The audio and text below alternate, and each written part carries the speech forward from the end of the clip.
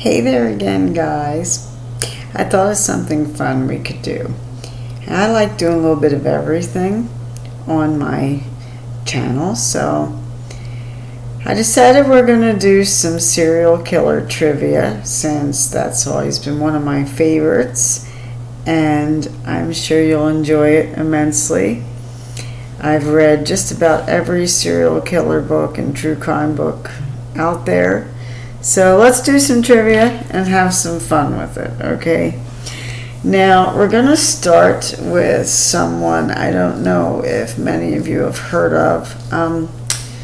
It was a serial killer by the name of Durangel Vargas. Now, here's a piece of trivia, a couple pieces on him. He preferred to eat his victims, and he preferred to eat only the male victims because he said that their flesh was sweeter than a female's flesh. Now, it goes further than that. I guess he was a health-conscious serial killer because he would not eat the flesh of people that were considered overweight because he said it would give him high cholesterol.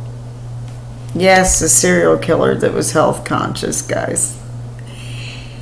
Moving forward, H.H. Holmes. Now, we've all heard of him, I'm sure. And he built a murder castle, an entire castle, to do all kinds of specific murders to his victims. And, you know, to this very day, I think the American Horror Story Murder House was kind of patterned after him.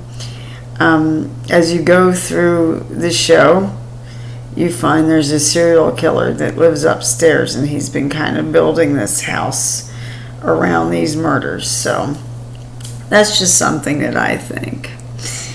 Ted Bundy. Okay, this is very interesting. Ted Bundy, we know he was in politics and he did this and that, but you know, he worked at a suicide hotline for many years, trying to talk people out of committing suicide. Now go figure. Why would you do that if you turn around and want to kill them? Maybe he was trying to keep them alive so he could kill them? I don't know. Andre Chikatilo. I don't know who's heard of him, but I guess he got lucky for a serial killer. He was able to kill, and because he had a genetic, extremely rare, like 1 in a million blood disorder, the blood that they would take from his arm was a completely different type from the blood that they could find in semen samples left at murder scenes. So he did not get prosecuted for years because of this. Talk about lucky disorder for a serial killer to have. Go figure. Like, he didn't even know he had that, and he became a serial killer. That's crazy. Dr. Harold Shipman. Has anybody heard of him? His mom died on hospice, from what I understand, and he watched how the morphine assisted in her crossing over.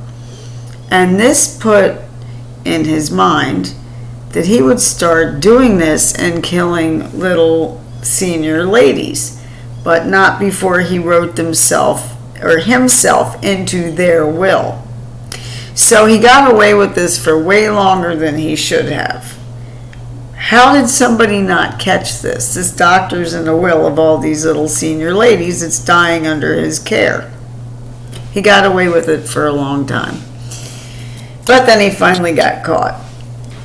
Now, Jeffrey Dahmer. We've all heard of Jeffrey Dahmer. This is my last one for this chapter. He liked to drill holes in the skulls of his victims and then pour acid in them because he was trying to turn them into sex slave zombies. Now, this man must have either been very lonely or he was trying to make an army of sex slave zombies for himself. Enough for this chapter, but I'll be back soon with some more.